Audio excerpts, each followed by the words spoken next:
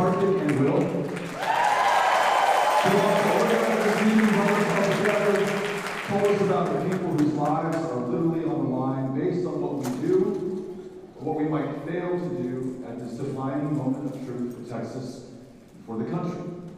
But first, I just want to say that we should take some sign of optimism and find some hope in the fact that so many of us chose to be here tonight and came out. This is a real testament of faith in our country, in its democracy, and our ability to overcome these challenges that we face. I mean, you told me right now that you felt so defeated, distressed, depressed, tempted to despair after the election in November. And you said when you heard this meeting was coming together, you wanted to come here. You felt so much better just upon arriving. So I want to thank you for having that determination, taking that step, that act of faith, and moving with us. I talked to two of our Powered by People volunteers as I was coming in, Becca and Jeff. We're trying to sign you all up to join them as volunteers. And both of them told me they have never been so fulfilled as they are right now. It's not easy work. We train you to become a volunteer deputy registrar. You have to take a test to get your certification. You thought you were done with that stuff in high school in 2 months. We then send you out in the beautiful Houston summer to sweat through your clothes and meet unregistered, eligible Texans where they are, bring them onto the rolls, and then personally choose to stay in touch with them every single election cycle. Here's what you need to vote. Here are the candidates who align with your values. Here's the form of voter ID that you need. Here's when early voting starts. Here's your nearest polling location. All the things that those who are in positions of power right now try to keep from those who are out of power to ever have to relinquish their power in the first place. The only way that we're going to get it back, it won't be through money. It won't be through social media. It won't be through technology. There is no silver bullet or magic button. It is getting out there and doing the hard work and allowing yourself to hope and understanding that the consequence is that your heart might be broken. Who among us has not had their heart broken by the state of Texas?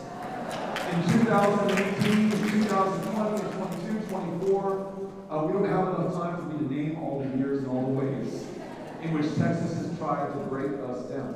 But we continue to step up and stand up to be counted at these moments of truth. And never before, in the entirety at least of our lives, and you'd be hard-pressed to find so in the life of this country, has so much been on the line.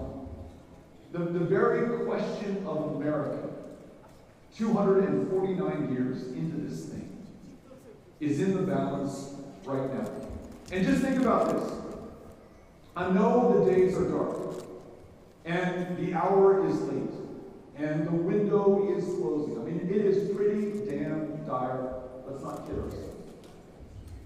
But 249 years into this, think about the generations that preceded ours and what they were up against.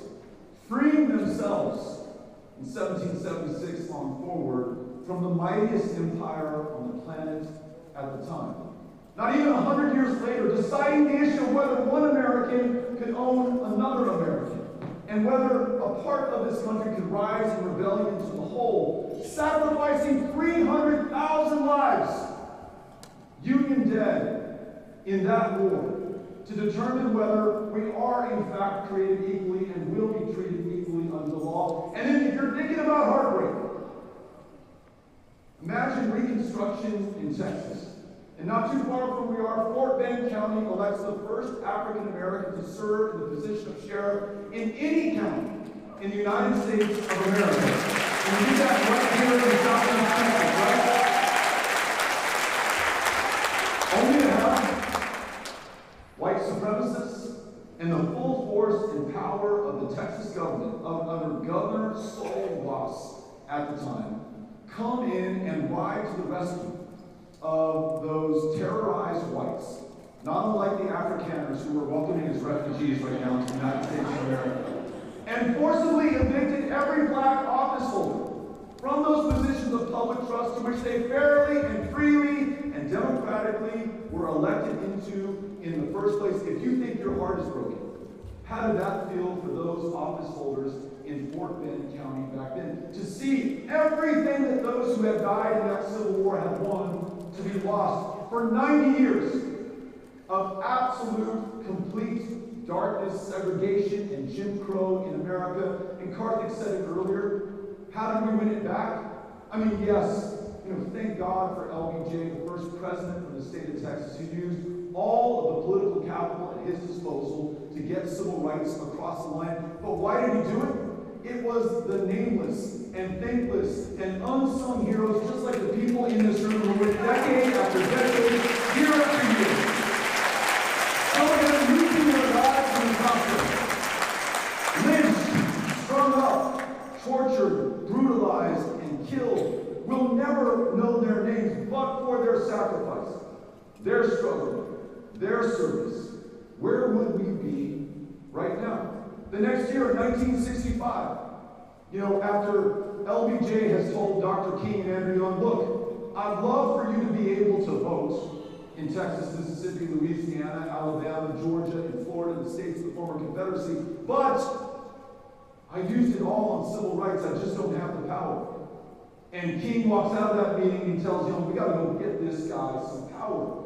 And so every day thereafter, at the end of 64, into 65, everyday Americans, you and me, we're marching to the courthouse steps. We're talking to our state legislators. We're lighting up the switchboard at the Capitol. We're calling the president. We're marching. We're protesting. We're sitting. We're doing everything we can think to do to break through. Until one of us, 24-year-old John Lewis, in Selma, Alabama, on the 7th of March, 1965, with 600 fellow Americans at his back, finally does.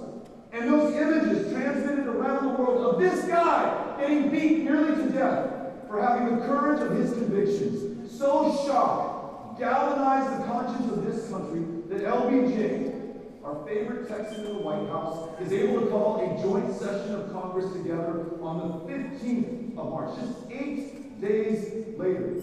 And he reminded us at that time, he said, look, this is a really rare thing in America, so pay attention. As it was at Lexington and Concord, as it was 100 years ago at that courthouse in Appomattox, he could have added, as it was in June of 44 on those beaches in Normandy, when everyday Houstonians were willing to give their lives to fight fascism overseas and defend democracy here at home. So it is today in Selma, in the year of our Lord, 1965. Everyday Americans willing to do whatever they have to do, even if it includes giving their lives so that we fulfill our promise to ourselves, to the rest of the world, to this generation, and everyone that follows. Well, I'll tell you what. Johnson was not just talking about John Lewis. He wasn't just talking about those who marched in 1965. He was talking about us. This is our moment of truth, where the question is being called, who are we? Will we submit to the powerful and strong? Will we continue to be governed by the rule of law? Will we allow this would-be tyrant to undermine the Constitution and the rule of law, to turn his back on these hard-won alliances that were won by people from this community 80 years ago on those beaches in Normandy? Or will we take the sides of dictators and fascists against democracies and free people? I mean, this one is on us. And so listen, I'm with you. I've had my heart broken a couple of times by the state of Texas, okay? I put myself out there with you. Starting way back in 2017, when I showed up here, an unknown congressman from West Texas, you all showed up to greet me, to meet me, to welcome me, to say that you would have my back, and you were with me through the 253 other counties of this state. And listen, though we did not beat Ted Cruz in that race, and man, I'm sorry about that. But think about what happened around the rest of the state. 12 insurgent Democrats defeated 12 incumbent entrenched Republicans in the state house. People running for Congress who had no business beating these well-funded Republican incumbents like Colin Allred, who defeated Pete Sessions in North Texas, or Lizzie Pamela Fletcher, a little bit closer to home. They won their elections. We defeated an incumbent Republican county judge in Harris County. 17 amazing, strong women won judicial positions right here in Harris County. We can do this stuff. But look, I hope you're seeing the pattern here, right? We make this transformation possible in Texas.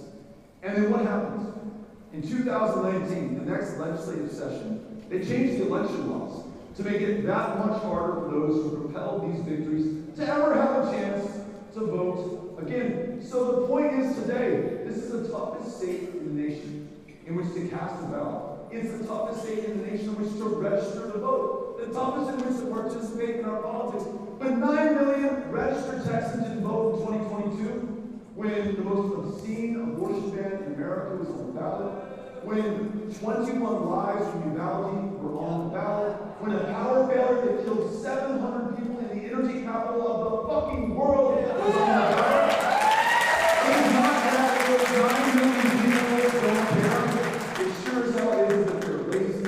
It is just that they have effectively and realistically and functionally been drawn out of the ability to participate in this democracy. Our answer has to be, we got to draw them back in. And so, look, do what you can with what you have where you are. If it's volunteering for one of these great campaigns, if it's signing up with the Harris County Democratic Party, if it is with us empowered by people, we will not ask you to wait until 2026. We certainly aren't talking about 2028. We're saying right now, we will train you, we will get you out there, we'll bring these people in, and then we will not leave them to their own devices to try to figure out this voter suppressive state on their own. We will stay in touch with them. We will be their voting Sherpas going forward. Last thing. Saturday last, we acknowledged the 3-year anniversary of those 21 beautiful souls that I just referenced in Uvalde, Texas. Then the 19 kids, many of whom could only be recognized by the shoes that they were wearing by their parents. Those 2 teachers, and for my educators in the room, you know what I'm talking about, right? You have already sacrificed the best years of your life to draw forth the talent and genius of those kids before you in the classroom. And I know you're getting filthy rich doing it, and that's okay, that's your business. In all seriousness, you're working 2 or 3 jobs to make ends meet for the privilege of teaching our kids. And in this state, which leads the nation in school shootings right now, we also ask you, as those 2 teachers did, to potentially sacrifice your very life for those kids. Well, not only is it the 3-year anniversary of that god-awful shooting, and this state's failure. You know, God didn't do it. It wasn't a hurricane or a natural disaster. This is the consequence of human decisions that human beings who are in human positions of power have made, and who bears the cost of that? We do, and our kids do. Driving my son Henry to school the other day, and man, if that thought has not crossed your mind, then probably you're not paying attention. And it definitely crosses mine every single time I drop them off. But those Uvalde parents who could be forgiven for ducking out and saying, you know what, this state failed me, this country failed me, our politics failed me, they're out there meeting with legislators in the state capitol, running for office, putting themselves out there. If you have your heart broken, think about how they feel. And then lastly, there is in this room an extraordinary woman who 7 years ago lost her daughter in the Santa Fe high school shooting. Kimberly, who I carry a picture with me everywhere I go. This is incredibly beautiful soul. You can see it beaming out of her eyes when you look at that picture, or you hear the stories from her mom. And in the wake of that tragedy and that almost unbelievable loss for those of us who have not experienced it, God willing. Again, if you've experienced heartbreak, think about what she has experienced. But not only did she not duck out, not only did she move away, this woman who served our country in uniform, who served in our public schools, who has served and run for office, she got after it, wrote a bill to try to prevent this from happening to any other child, took it all the way to the United States Congress, met with Republicans and Democrats alike, and she got that sucker passed in 2020.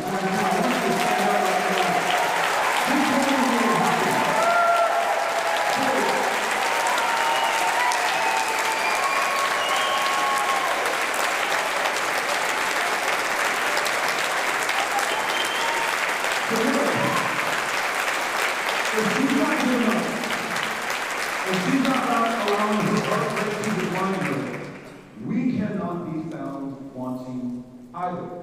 These are our heroes. You know, as Johnson put Lewis in that pantheon of great heroes, I put those of us here who are willing to stand and fight at this moment of truth in that same list. So look, I know we have our work cut out for us. I mean, the movie version of this, when they make it, is going to be really interesting, right? The president has all the political power. It's not just in his office. It's not just his defiance of the Constitution, the rule of law. He has a 6-3 majority on the Supreme Court. He has the House of Representatives. He has the U.S. Senate. He has the Texas State Legislature eating out of his hand. He has the governor of this very proud state of 30 million doing his bidding. The richest man on the planet is his henchman, who's willing to spend any amount of money to assure that his political agenda is realized. And then, for those of you who spend time on social media, shame on you. No. For those of you who spend time on social media, I do it too. You know that the masters of the algorithms and the influence where we, the people, have become the product, they're in the tank with this guy as well. And so you're wondering, like, who the hell am I? You know, Beto O'Rourke, or Rhonda, or Chris, or Athene. Who am I against all of that? But just remember, who was it that challenged successfully the British Empire in 1776? Who brought the Confederacy to its knees and defeated that courthouse in 1865? Who landed on those beaches in 44? Who marched behind John Lewis in 65? It wasn't the people in political office. It sure as shit was not the billionaires. It wasn't the media moguls. It was us. It was the people. It will always be the people.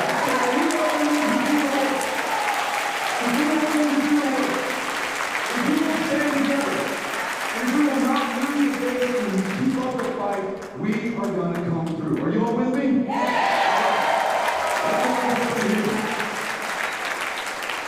We are, with my friend Doreen's help, we're going to take two things. This is at Elsa's suggestion, which I thought was brilliant. You know, typically at these town halls, we take questions, and folks will stand up, and I'm happy to answer your questions if you have. Hey, Beto, what do you think about this? Or how are we going to deal with that? And I'll give you my best guess. It's probably not going to be better than anyone else's here. Perhaps even more powerful is if you want to stand up and you want to give me your ideas or your answers to the questions on your mind, or just what is happening in your life in Humboldt or Harris County or Montgomery County or Kingwood or Houston or wherever you happen to live or call home. I don't live here. I mean, it's a short drive in Texas terms. It's about 12 hours west of San Antonio. But you know this area a lot better than I do, right? And so not only are there, Chris, how many people do we have here tonight? Maybe 10,000?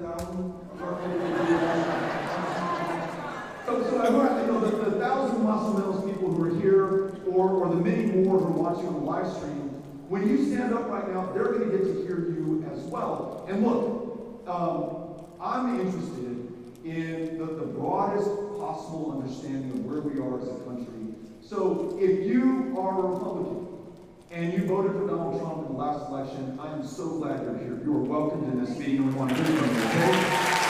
If you're a Democrat, we're glad to hear you as well. Independents, voters, non-voters, fifth-generation Texans, folks who just got to the most diverse city in the United States of America 5 days ago, all of you are welcome here in this meeting. We want to hear from you, okay? A united front is how we're going to get this done. So let's make sure that we listen to one another. We don't have to agree, but we're going to do our best to be respectful and civil and treat one another with dignity. So again, to Karthik, who brought this meeting together, invited us out, to Will, who provided the context for who's going to be heard if we don't succeed. Thank you for bringing us here. And now Doreen is going to recognize you. If you raise your hand, and I'm not in control of the microphone, Doreen with the striped shirt. Doreen, raise your hand so people can see you. If you raise your hand, catch her attention, she'll bring you the mic. I've been instructed, if you do ask a question, to respond with a quick answer so we get as many people in. If you have an idea, a suggestion, or something you want the rest of the world to know, or interested in that as well. So Doreen, we're turning it over to you. Okay, our first question then is going to be right over here. Thank you. Hello, my name is Grace He, and I live in Harris County, Texas. And I stand up for health care for everyone. President Trump wants to take it away from all of us, and he's not going to, he needs to keep his hands on Medicare, Medicaid, and Social Security. Keep your hands on Donald Trump.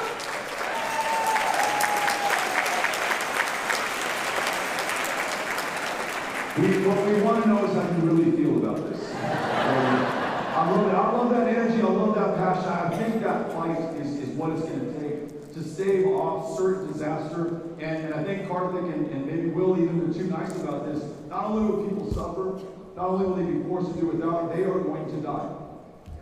We met a young man in Laredo, Texas, Joey, came up to me at a meeting like this, and he said, Beto, you were talking about healthcare earlier, let me tell you my story. I have diabetes, I have glaucoma, I don't have insurance, I don't qualify for Medicaid in Texas because we didn't expand it even though we invented the thing here in 1965. And I went to a doctor. First time I've seen a doctor in my life. This guy was in his 20s. And he said, Joey, you are going to be dead by the age of 35. Your diabetes and glaucoma untreated, that is the end. Joey was able to find a federally qualified health center, which is the kind of the last ditch resort if you can't get in to a Medicaid provider in Texas. Got the health care he needed, just graduated from college in his early 30s. He's on his path to success, but guess what? To your point right now, Donald Trump is going to cut the funding to those federally qualified health centers. So not only are Medicaid recipients going to lose their health care, the option of last resort is going to be gone for our fellow Texans, and we will see unmitigated suffering if we do not stand up right now and politically push back and force them to do the right thing. So we're with you in your fight. We stand with you, and we've got to win this one. Thank you. Appreciate that. All right,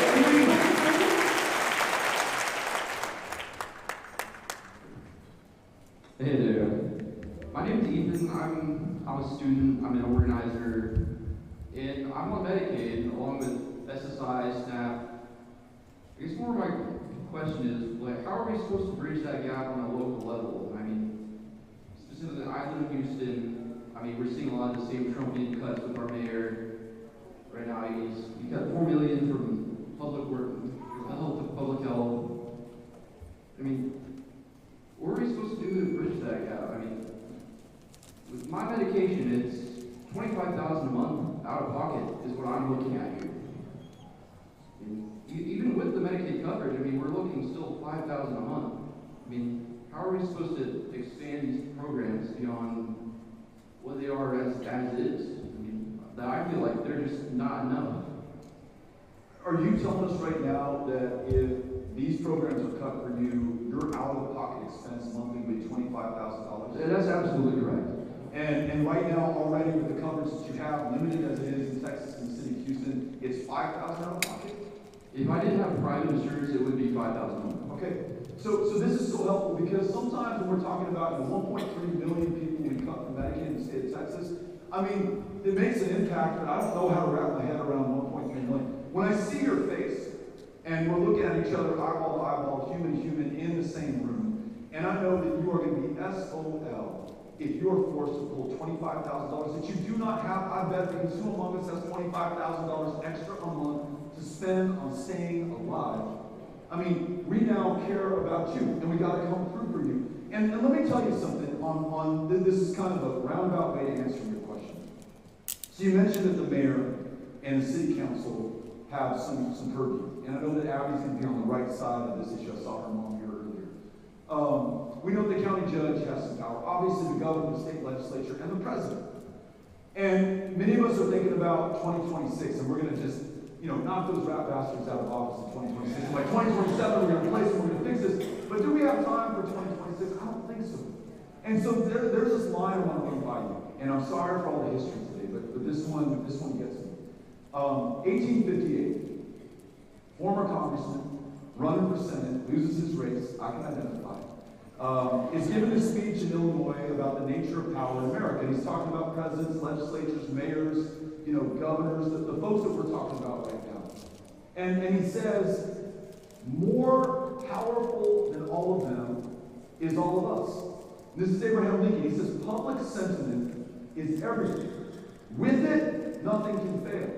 Without it, nothing can succeed. 1965, just like 2025, was a quote-unquote non-election year. That's the year that John Lewis leads that march across the Independence Bridge. That's the year that President Johnson is forced to use the power he was given to pass voting rights and create a democracy for the first time in American history. They didn't wait for an election. They didn't wait for orders from the Democratic National Committee or the Texas Democratic Party or the people in office or power. They took power upon themselves and made something that would otherwise be impossible happen. In 2018, I don't know if you all remember this, Trump implemented a policy that they called zero tolerance in the White House. We called it family separation. You had arrived at our front door 2,000 miles after starting your journey to protect your little baby girl who was going to face certain death should she remain in Guatemala or El Salvador or Honduras or wherever you began that journey. You walked most of those miles. Some of that you rode at the top, but never inside of a train called the Beast or La Bestia. And when you get to this country that is comprised of asylum seekers and refugees and migrants from the entire planet over, finally receiving the refuge you were looking for to save your life, and when you get here because of Trump, they literally took that child from your arms, deported you back to Honduras, and placed her in foster care in Harris County or Ohio or Maine, and literally God only knows where. Many of these families, 7 years later, have yet to be reunited. Now, you were outraged. You thought that this was wrong. You were not going to allow this to be done in your name. And so you rose up, you protested, you marched. Many of you met us in Tornillo, Texas on June 18, 2018. It was Father's Day. I remember it well. I was there. 1,000 people convened on this small little town in the very corner of El Paso County. Again, a 12-hour drive from where we are right now. But Tornillo, Texas was a town where the Trump administration had set up this encampment, these tents, where they were keeping these kids, unaccompanied minors, who'd been stolen from their parents. And 1,000 of us raised our voices so those kids inside those tents knew that we knew that they were in there, and that we were not going to stop fighting until they were released and reunited. And we also wanted to bear witness and testify to our fellow Americans just what was happening in this country. We said, look, America, look at this. Do not turn your back. Do not avert your gaze. This is being done in your name, and it will be the lasting shame of this country if it continues. So many people rising up. So much political pressure. So much, in Lincoln's words, public sentiment, that Donald Trump, on June 20th, 2 days later, rescinded the family separation policy and began the process of reuniting those families. That is the power of people. So if you care about this young man, and his ability to stay alive, you care about any of the people who are being affected by the cruelty and corruption and incompetence on display in the highest positions of power, this is the time to raise your voice, to stand up and be counted. And so if someone in this meeting says, hey, folks, I'm going to be hanging out with a sandwich board on my body at this intersection tomorrow morning, let's all join that person. We'll be the fellow crazy people on that corner. But people will be paying attention because there will be more of us. If someone's going to lead a march, if someone's going to show up at city council at their next regular meeting and bring attention to this to try to get supplemental funding for those who are going to lose it, let's make sure that we join them as well. There is power in numbers. There is power in people. All right. Let's see. Hey, Beto. Can you hear me? Good afternoon. Hey, Beto. I'm out of Wharton County, and I drove up here. Same reason a lot of the young people are here, because I'm just pissed off. And I haven't lost sight. And especially here in Texas, there's no reason that Democrats should have lost. See, this was a Democratic state for years. When I was young, right? My parents, my grandparents were Democrats. Well, guess what?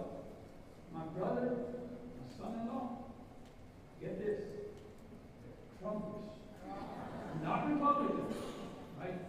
Trumpers. You get that? You understand that? Because of messaging, right?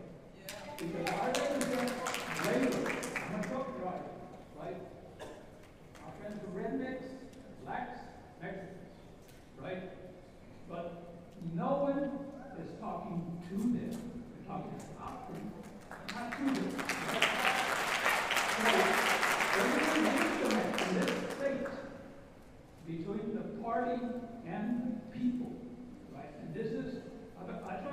to your campaign, everybody's campaign. I try to get a hold of them.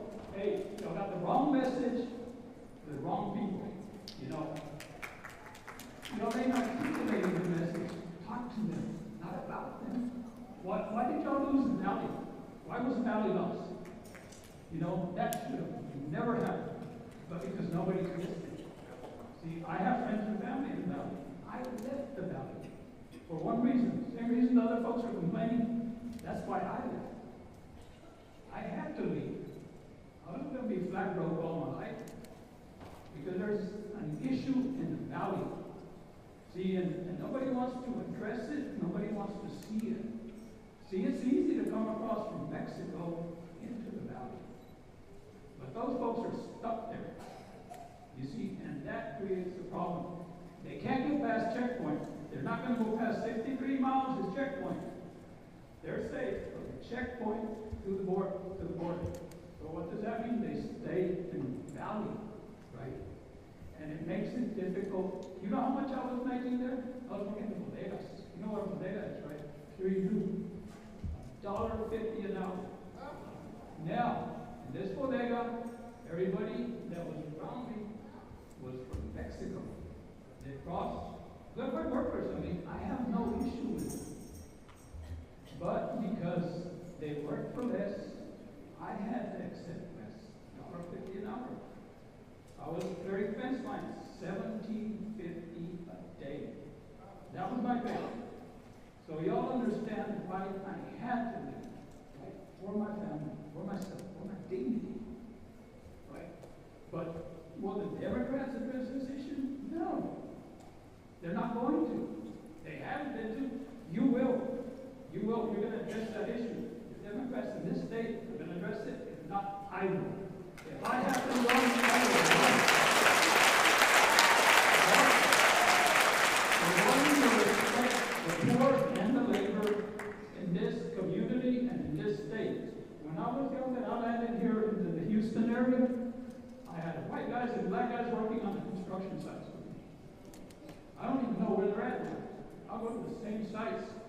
It's all Hispanic. I got no issue with them, right? They're hardworking. They're building the community, right? But let's not forget the white guy. Where did he go? Because he can't get on that job site. The black guy, he can't get on that job site. I can, because I'm equal. Right? So it's easy for me, but not for the rest of them. We got to stop forgetting these folks. We got to remember who's out here. Because I look around, I don't see my friends here. Right? You know, veo la raza? ¿Dónde está la raza?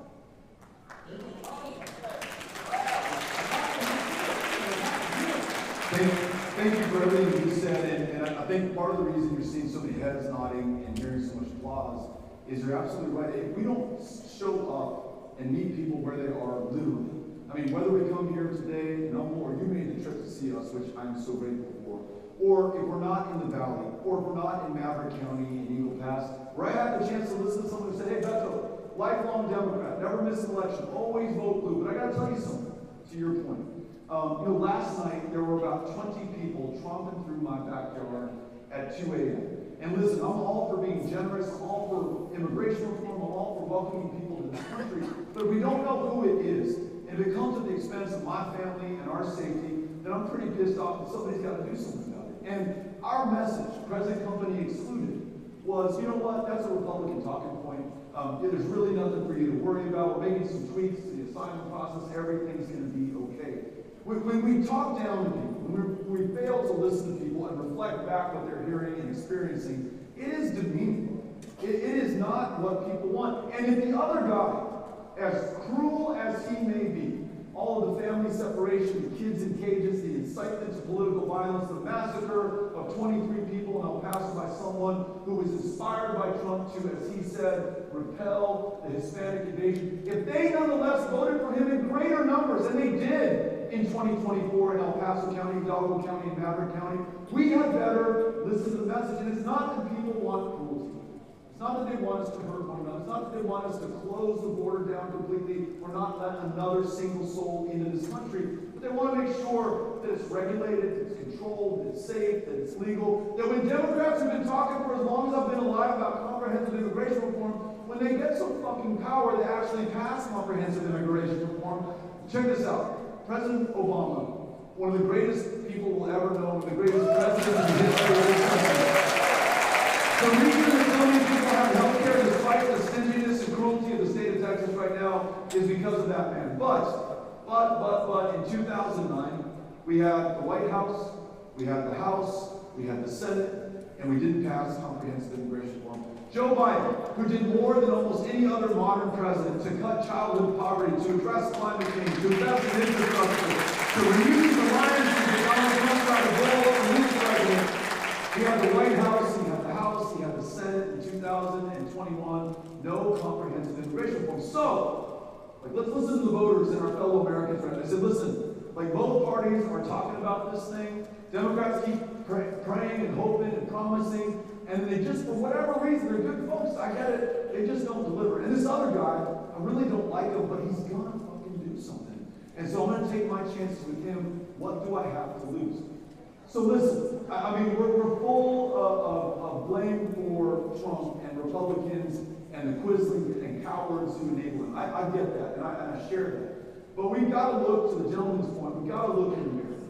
And Democrats are culpable. They're complicit in this. They share some blame. When we cook up messages in labs in D.C. with the data and focus groups and consultants and scientists, and don't listen to the people in Maverick County or Wharton County or Liberty, Texas, then we cannot blame them if they choose not to vote for us in the next election. Present company, all of us together, we are not going to make that mistake. We're going to follow your guidance. We're going to show up, listen to people, and reflect it back. And last thing, let me tell you, we talk in generalities, we talk in numbers, we talk in policies, we talk in promises.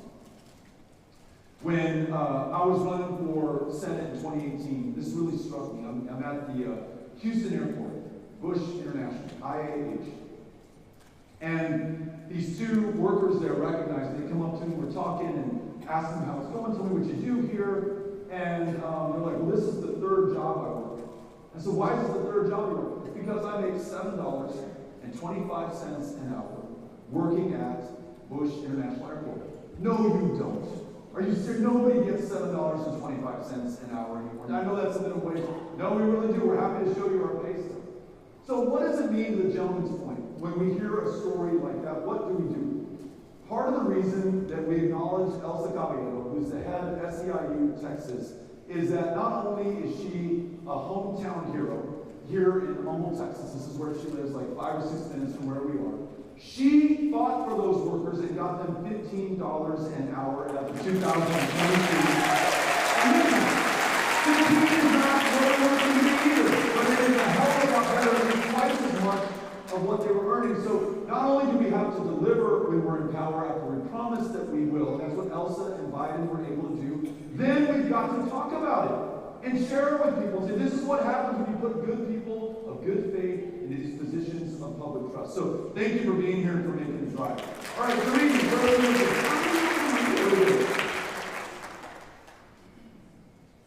Hi, Beto. This is personal for me. And we were talking about it a lot. We talked about that sandwich generation, and I've been there with my children and taking care of my parents. There's a generation of us taking care of our loved ones. The man I love most in the world has Parkinson's for 30 years. He's 77. I'm his only caretaker. So I'm expecting you to run for office because I got a job for you. And I will canvas for you, and I want you to fix this. I make just enough money that as long as I can keep him at home, we're good. And I'm 72. And my best case scenario is I outlive him. If I don't, where will he go? Because when that very little money runs out, there's not going to be a Medicaid there to pick him up, take care of him. He'll be alone. So there are those of us who have partners. And I'll say just one more thing to it, because nobody talks about that research dollars that are getting hammered. And that really makes me mad.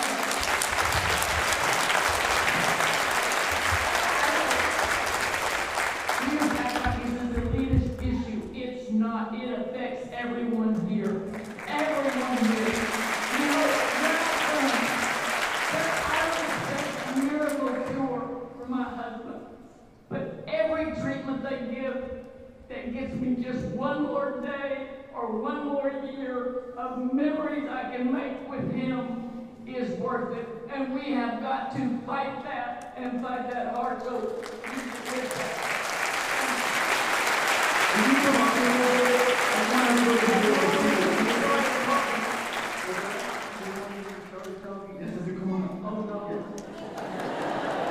So, you know, we were talking about how when we talk about Medicaid cuts or the cruelty of this administration or people who are getting hurt, it can be an abstraction, and you can be forgiven for not being able to wrap your head around the problem. But what you just said, the most powerful fucking thing in the world is love. And you love that man probably more than you love anything else, and you care about him, you want him to be okay. And all of us here are seeing this, we're hearing this, we're feeling this, and we are with you. And if you are not fired up to fight back and win for this country, please find yourself fired up and ready to fight back to win for her and her husband. Are you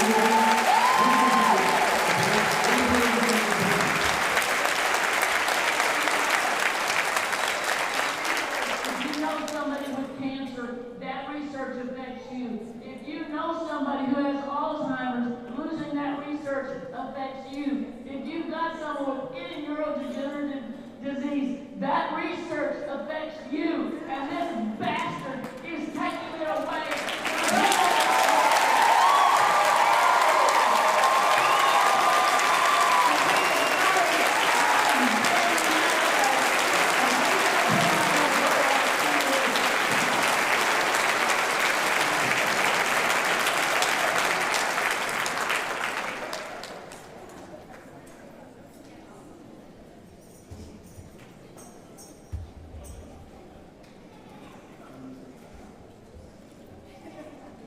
Our next question is going to be over here.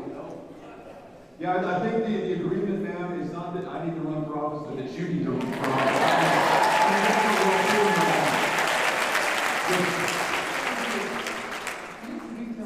I'm on Medicare, and I'm so grateful for it. 2 years ago, I got COVID and pneumonia and a ruptured colon. And I was 10 days later, I got out of the hospital, healing nicely, and not a single bill to have to pay. This was such a blessing. Now, my question to you, my issue now is, and maybe some other seniors can speak to this, but boy, those scammers are out there. They're a lot better than they used to be. The biggest scammer I've got calling me twice a day, sending me letters twice a day.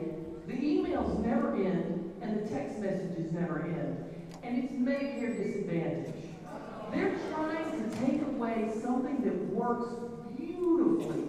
And they're trying to, you know, it's just, and it's my tax dollars that are paying for all of this to be spent to try to get me to change from a Medicare system that works. And it must be a lot.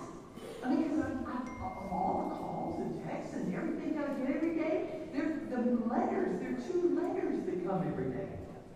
So I want my tax dollars to stop being spent trying to scam me. So, Thank you. So I want to address the requests you made, but I hope everyone heard. We're glad that you're okay, given everything that you went through. The reason that you're okay, is the state of Texas. It's LBJ in 1965, 60 years ago. It's Medicare. It's this program that worked, and you can focus on getting better and healing and being healthy, and not trying to find money or going into medical debt or bankruptcy, which happens to millions of Americans all across this country. I'll tell you a funny thing happened 2 weeks ago. I get a call from senator from a small state near me on Bernie Sanders. And he's, every now and then, to his credit, and this guy, he's a real deal. He was calling and checking on Texas. He really believes in Texas. And he said, Beto, you tell me if this is the case. He said if Texas were to elect a Democrat, ahead of the fact that we're can't win the White House without Texas by the year 2032. If we were to do that ahead of that year, won't that change the entire game in America? Absolutely, it would. And he said, and this is one of our great Power by People volunteers, Senator Sanders said, I see what your folks are doing out there, registering voters, staying in touch with them, getting turned out despite all this voter suppression. He said, I'm really inspired. And I said this to Bernie. I said, listen, I did not feel this 8 years ago when you were running for the nomination in 2016. I was a member of Congress, and I endorsed Hillary Clinton. I didn't feel this in 2020, and you all may remember briefly I was fighting for the nomination for the presidential primary. And I said, but I feel this now, Senator Sanders. You were right. You have been right all along. We need to make sure that every American has the story that you have, that they were worried about the story that you have, be a provider, be well enough to finish school, to go to work, to raise their kids, and just enjoy being on this planet and alive and doing their best for themselves and their fellow Americans. And so I said, hey, I see it now. And I'm so glad that you're checking in on us. And Bernie said, Beto, except for the time you chose to run against me in 2019, he said, I've always had a soft spot for you. So listen, we've got to get, I know so much of the energy right now is in resisting Trump. Absolutely appropriate. He must be resisted. The opposition must prevail. But it also has to include a vision. What is life going? The answer can't be no Trump. And no Trump isn't going to get it done for the people who are absolutely dissatisfied with the system. That's why they voted for Trump in the first place. This country, its institutions, the status quo, has absolutely failed. And so we have to offer, we, not just Democrats, Republicans, independents, just people, have to offer a vision for what is better. And what you described, minus being hassled by Medicare disadvantage, but what you described of that hospital visit, them taking care of you, fixing you, making you better, and you being able to go on with your life without having to pay anything out of pocket, that is where we have to be as a country. So that's part of my vision, at least. Health care for every single American without exception. So thank you for saying Howdy, my name is John and I live in the Heights. What's the best thing that we can do for those of us that are taxation without representation? I live in CD 18, with no congressman since Sylvester Turner passed away, and it's like our governor is not one to even hold on elections in November. I have no congressman to reach out to in that case. Being in the famous CD 18 with legacy leaders like Sylvester Turner and Sheila Jackson Lee, and a governor that doesn't want to do his job. Thank you so much. Great question. Let's think about what do we do when we aren't represented? What do we do if you live in CD2 and Danny Crenshaw won't host a town hall or just listen to you and be held accountable? I did that every single month when I was in Congress. Every single month, all comers welcome. No holds barred. You could ask any question, and you would. You could criticize me. You could disagree with me. You could hold me to account for promises I had made and failed to deliver on. And I'll tell you what, going into those town hall meetings, I had a very healthy dose of fear in my gut. I had to account for my time in this position that you had placed me in, and I'd better be able to show that I delivered. If you told me in June that you were having a hard time getting into the VA, by July, we had better have that fixed. I didn't want to see you get up to the microphone and say, hey, that's what I told you last month, I couldn't get into the VA. What are you going to do about it? You better have gotten into the VA. Bill ideas came out of meetings like these to offer more health care to more veterans who had it denied, because I sat on the VA committee, to address public lands in El Paso, to fix challenges that we have on the U.S.-Mexico border in the district I represent. All of that came out of meetings like these. That's why we held them. And then in District 18, Sheila Jackson Lee's former city, we have a number of amazing candidates who are here tonight. I heard Amanda Edwards' name mentioned. I think there are some others here as well. Governor Abbott has the power and the responsibility to fill that seat as quickly as possible. And uniquely, in the Senate, if there is an absence, the governor can appoint the new senator, right? They have sole discretion to get that done.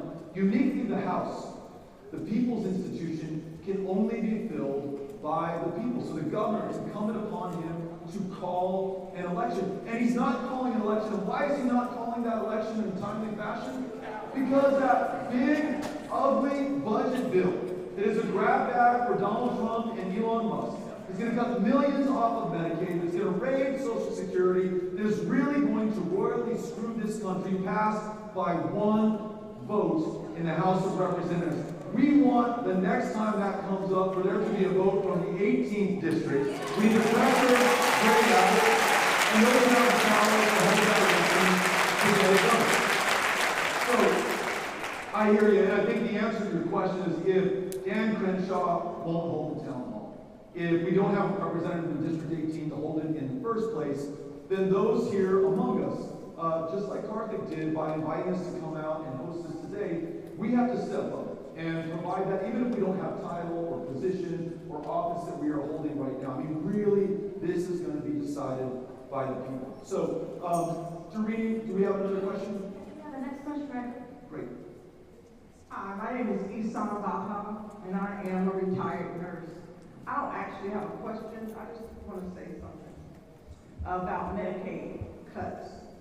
Texas has the most nursing homes in the United States.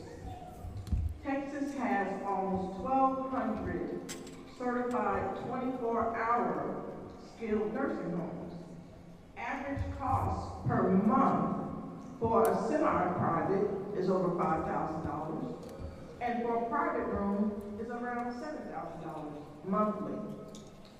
Nursing homes are paid for with Medicaid funds. Even if you have Medicare, if you need care in a nursing home, you have to have Medicaid. The problem is, a nursing home can discharge you for non-payment.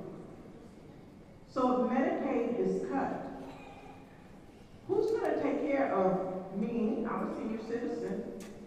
Who's going to take care of your parents?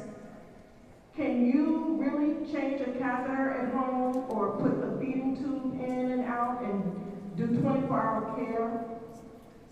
People that are in nursing homes are not there always because they've just been put there because we couldn't take care of them. We didn't have time for them. People in nursing homes, residents, they need 24-hour care. It's hard to do if you're making $7 an hour. It's hard to do if you have a job and you have small ones at home. So, as a senior citizen, as a retired nurse, I have two choices. One choice is to end up in a nursing home and die because I got put out, even though my daughter said I could live with her and her husband, but she said that years ago when I wasn't as crazy as I am now. So now she's saying, oh no, Mom, I'm going to put a house in the back of our house. She's going to put me in our house. But my choices are to die in a nursing home or get put out of a nursing home or to fight like hell. Anybody in this room that knows me, you already know what I'm going to do. I'm going to fight like hell. I love that. That's the spirit that the moment calls for. There's always hammering about the Democrats need to be more moderate, they need to be more progressive. Are they too much this, too much that? What's the message? No. Those are all false choices and the wrong questions. The one that's being called right now is, are we going to surrender or are we going to fight? And we are going to fight right alongside you. Thank you for being here.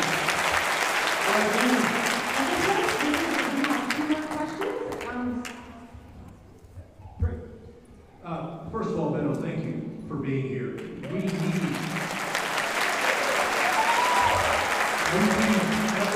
educated, fired up people like you representing us, because with their, I'll tell you, I'm a lifelong Democrat, and I am frustrated. And beyond frustrated, I'm pissed. Republicans, for all of their faults, one thing they are very, very good about is messaging. They mobilize. And I don't even attribute this to Donald Trump, because I don't even consider Trump a Republican.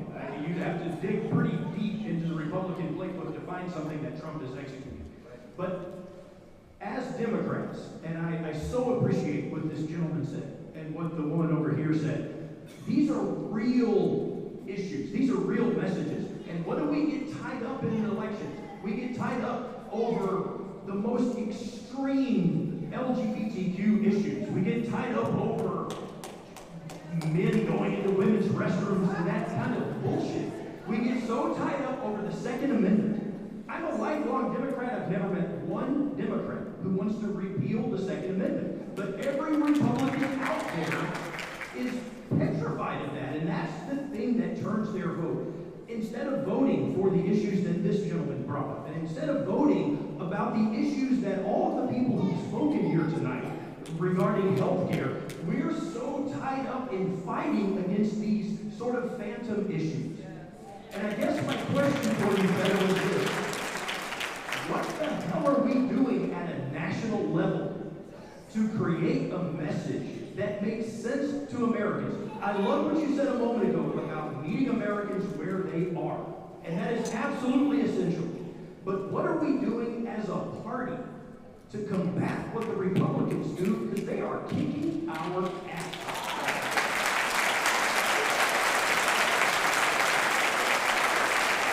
And I agree with you. I feel like they have chosen the terrain of every battle that we have fought for the last 4 years, 6 years, 8 years. They're just evil geniuses at this stuff. I mean, every Democratic challenger in 24 is trying to explain their position on bathrooms or these issues. And listen, not that it's unimportant for people who face this in their schools, but is it the most important issue? Is it the thing that we want people to be listening about? Is it the thing that we're fighting for? I mean, we are fighting so that you are paid enough not to work a second or a third job. We're fighting so that you can see a doctor and live to see the next day ahead without going bankrupt in the process. We are fighting so that you can come to this country in a safe, legal, orderly way and contribute to the very greatness that immigrants have made in the most diverse city in America every day that Houston has been on this planet. We are fighting so that your child doesn't have to worry, moms demand action, about a gunman entering that room with an AR-15 and blowing you away, right? We are fighting to protect, to deliver, and to work for each and every American so that they succeed. The challenge with this message is you can't say it so much as you have to show it. And so, when we went to every one of those 254 counties in 2018, be honest, how many of you knew there were 254 counties before we ran for Senate in 2018? I didn't know. What was the message from that campaign? How were we so damn successful in that year? Why did we have Ted Cruz on the back foot? Why did Greg Abbott have to spend a king's ransom to bail his ass out at the end for 2.5 points? But for that, I'd be speaking to you as a junior senator from the state of Texas right now. It's because we showed up, we listened to, and we fought for people, just like this gentleman said earlier. And that's what we're doing right now. I mean, this town hall tonight was preceded by 10 that we've already had last Monday in Garland, Texas. Before that, in Amarillo. Before that, Wichita Falls. Who knew that 470 people would come out in Wichita Falls? Republicans, Democrats, and independents alike. Mansfield, Texas. Fort Bend, Texas. I mean, we're going everywhere to listen to, fight with, fight alongside with, and be there for each and every single person. And anyone who tells you that they know the message right now, I don't know if they're being completely honest with you or real. The message, and I think you said it for all of us as best as can be said, the message is going to come from the people that we want to serve, right? The people that we want to deliver for. I mean, I'm going to repeat the story that I heard from you. This beautiful, amazing 72-year-old woman taking care of her 77-year-old husband who is fighting tooth and claw to make sure that she has every possible day with him to build these memories that are going to enrich the rest of her life. He has the best quality of life possible. That moved me so goddamn much. I want to share that story with every other person that I meet, right? And I also happen to think that politically and electorally, that is the right strategy. And I'll give you proof. First race I ever ran was in 2005 for the El Paso City Council. I'm going up against the mayor pro tem of El Paso, Anthony Cobos, who was going to outspend me in that race 4-1. Nobody knew who I was. Everyone knew who this guy was. And so I made a virtue of necessity. Didn't have money, didn't have a name ID. I knocked on doors each and every day. I'm in the Westford Canyon neighborhood on the west side of El Paso, and I knocked on the door. Hey, my name's Beto O'Rourke, and I want to make sure that I keep your property taxes down, and we're working on more green space, and we're going to rewrite the subdivision code, and the person who answers the door stops me. They say, hey, that's great. But what I care about in the Westford Canyon neighborhood is they're about to develop and pave over Westford Canyon. So all this nature and wildlife, and the reason we moved here in the first place, is all going to be gone. I want you to focus on that and fix that. Second house I knocked on. I give my same pitch, and the person at the end of it says, that's great, but we're really concerned about them developing Westford Canyon behind us. Third house I knocked on. They answer the door. Hi, my name is Beto O'Rourke, and I'm here to save Westford Canyon. We run every single vote in that neighborhood because we listen to people that we want to serve. Now, would a poll have told me that? Would a data scientist, a consultant, no. You've got to meet the people. Like democracy, I will speak Greek, but I think it has something to do with people, right? Lincoln, government of, by, and for the people. Politics, people. The technology, the money, the social media, the mailers, the TV ads, the radio spots, those are all a poor substitute for what we are doing right now. The message is not the media, the message is the people. If we will listen to them, they will give it to us, we share it back out there, and we start winning some elections. Thank you for asking the question. Appreciate it. Good evening. Hello everyone, my name is Steve, aka Steve-O. Everybody calls me Steve-O. I'm from East Houston in Harris County, in the North Shore area.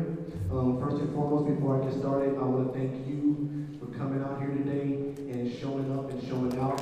And I also want to applaud everybody in the audience for coming off from work, from school, through the heat and the traffic to get here to show up. So you asked, before you started the questions, you want to know what's going on out in our neighborhoods. Yes, tell me. So in my neighborhood, so everybody in East Houston knows Steve-O. I was a waiter and a bartender for years. I worked at McDonald's, Burger King. I'm a convicted felon. When I was 17 years old, I got in trouble and was convicted of a felony, and I did 6 months in the Atascocita State Jail. That happened while I was in high school. I got out of high school, I got out of jail, went back to school, got my diploma, tried a little bit of trade school, a little bit of community college, wasn't for me, got into working. Never got into any more trouble. But I've done all the bad jobs, all the side jobs, the pipe yards, the McDonald's, the 213-hour plus tips at IHOP, working at Chili's, bartending here, bartending there. I've done all those jobs. And I always kept telling myself, when am I going to get the dream of getting me a job where I can live comfortably? I work for Solidago Residential. It's an apartment management company. I've been with them now for 2 years, but I got into apartment management during COVID. I was given an opportunity to get that kind of job. I've been promoted with this company. I started April the 4th, 2023. I've been promoted 3 times. So what I'm seeing in the neighborhoods, and what I'm seeing from people that I know, young people, I know people of all ages, one very, very important thing that Democrats threw out through the last election was calling Trump a felon, which he is. But to the young people out in the streets, that's a badge of honor. Listen to me, it's a badge of honor. To those 20-year-olds and those 19-year-olds and 23-year-olds who have somebody, their dad, their uncle, their brother, who's also a felon, but they still look up to them and count that person, that's a badge of honor. So a lot of them ran to the polls just because the guy's a felon. I kid you not, I can tell you people who would tell you this to your face. That's why they voted for him. Another thing out there in the streets is social media. Trump's son, Barone, I guess controlled all the social media or something for him, or was posting a lot of stuff for Trump on TikTok and this and that. That's very important for you guys to key on. I mean, I'm not talking about just one little small ad. You guys have got to get these social media ads. You got to get Facebook, Instagram, TikTok. You got to get Snapchat. Any kind of way you can run promotions out there, you've got to get there. Those young people love to eat that. The time's not different. It's different. It's not like growing up in the 90s. Like, 2000 when we didn't have that social media stuff. That stuff is key now. So you want to hit these young people, that's the area you have to go to. One last thing before I finish. Going forward for the 2028 election, 2032, 2036, my question is, what can we do? What more can we do? Texas hasn't voted blue since 1976 for the presidential election. 1976. What more can we do? What else can I do? I do my best on social media. I have me and my friend Brandon run a small little media page called SGX Media on Instagram and Facebook. We do our best to just inform people and to just try to get people to understand how important this is. This is another thing, Beto. A lot of the people right now, the young people, to my 18 to 28, 30-year-olds, all they care about is themselves, unfortunately. They don't really think about the people coming after them or the people that will be for them. It's about me. What can I do? How can you guys also put our message out there to get them to understand the importance of it not about you, it's about us. Because before I finish, my last thing, I promise you. No, keep going. I never ever thought that I'd ever come to one. It's my first time ever coming to a town hall meeting.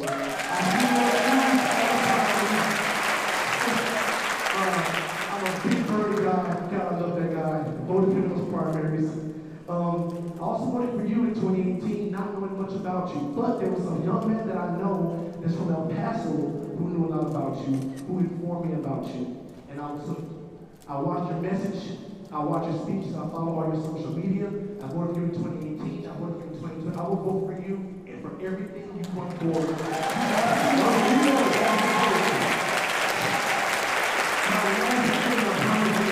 This is going to be his last thing. I promise you guys. There's a song that's for this country that there's some words in this song. I think that has what's been lost with all generations in this country. And it goes, God bless America, land that I love, stand beside her and guide her with the light, with the side from above. This land is my land. What it says, this land was made for you and me. Thank you, people.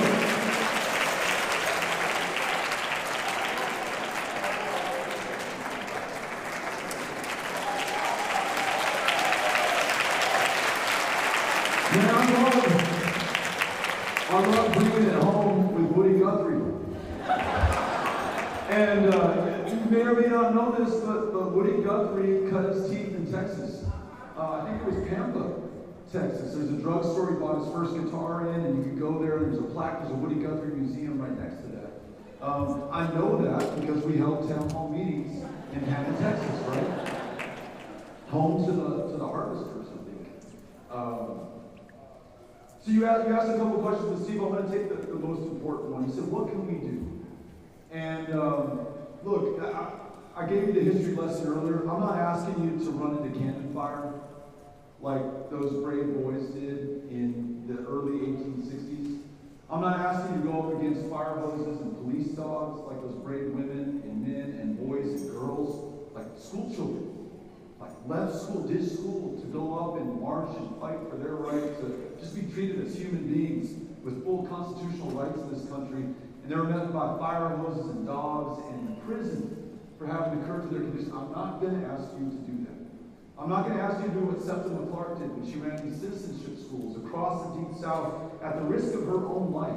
Because in Alabama, you had to be able to recite parts of the state constitution if they were going to register you to vote if you were black, and she would help you to learn the state constitution by heart so that you can do that. I'm not going to ask you to do that either. What I am going to ask you to do is these folks are in the yellow and the pink vests all around the room. They will sign you up, Steve, and will sign anybody else up who's interested. And they will train you to become what is known as a volunteer deputy registrar in Texas. Why is that important? In 2025, You still cannot register to vote online in Texas. You can in almost every other state in the union. There's no automatic voter registration when you're a U.S. citizen and you turn 18. You have that in other states. There's no same-day voter registration. You have to have, speaking of young people, you have to have a stamp, whatever that is, and an envelope, fill out a voter registration form, and put that sucker in the mail, or you have to find the time to go down to the county courthouse, meet the county registrar or her staff, sign up to vote there. Or if you're lucky enough to own a vehicle, maybe you can do it at the DMV. So there are all these conditions that people have to meet that they're unable to often by the millions to meet. So what do we do in the breach? Well, we sign up for these folks in the vest. We train you to become BDRs. You are now legally able to register people that you meet who are unregistered and eligible. You bring them onto the rolls, and again, importantly, this is unique with Powered by People, we're going to ask you to personally stay in touch with that person that you just registered. They will not hear from the Democratic Party or the Republican Party for that matter. They will not hear from candidate Colin Allred or Winnie Davis or Beto O'Rourke or Amanda Edwards. They won't hear from anybody except for the person who registered them to vote, the person that they met eyeball to eyeball, face to face, human to human. And look, it's not perfect, it's not fail-safe, but it's pretty damn powerful. The turnout rate for 18 to 29-year-olds, this is the demographic that we're registering to vote across Texas, nationally is 42%. Thanks to these amazing Powered by People volunteers, the turnout rate for people that we registered and stayed in touch with in 2024 was 79% across the state of Texas. So we want you to sign up and do this work. And look, sometimes I get down on young people too. I'm living with 3 of them. My oldest is 18, I got a 16-year-old about to be 17. And yes, sometimes I just think they are so focused on themselves and their devices and their needs, and like, can you please put the cereal box back up after you spilled milk all over the counter? Just like it takes you 3 seconds to clean that up. But when I was going through that pantheon of American heroes, and I was talking about at every turn, it wasn't the people in power, it was the people in this country who delivered the power. I mean, who's landing on those beaches in Normandy and 44? I think there's like over 9,000 white crosses on the beaches of Normandy in France, of Americans and allies who gave their lives. They're 17, they're 18, they're 19. Is John Alvarado still here? John, yes. And tell me your last name? Alvarado. Yes, John Alvarado, I got it right. Will you stand up for a second? I'm going to tell everybody your story. I met John when I came in here tonight. He came over and kindly introduced himself. This guy, believe this or not, okay? But I heard it directly from him. He's 15 years old, lies about his age during the Korean War to say that he's 17. 17 was the minimum age you had to be in order to enlist. And if you were 17 and not yet 18, you had to have your mom or dad sign your enlistment form because you're not yet an adult in this country. Not only was he not 17, he was 15 years old. And he told me about how he was able to fudge his age on his birth certificate so he could lie because he was so desperate to enlist and fight for his country. This guy at the age of 15 is sent overseas to Korea, signs a blank check to this country, willing to do whatever we ask him to do, willing to frankly give his life for America. Thank God he came back with it to this country. This guy swore an oath, not to the president, not to a political party, not to anybody in power, but the United States Constitution. If you are inspired by this guy's story and his service, it is that very Constitution that is under attack right now. So these young people, sometimes as young as 15, they show up and they come through for us. Let's not sleep on them. Let's get them registered to vote, remind them of their history, and turn them out. You are a hero. Thank you, John.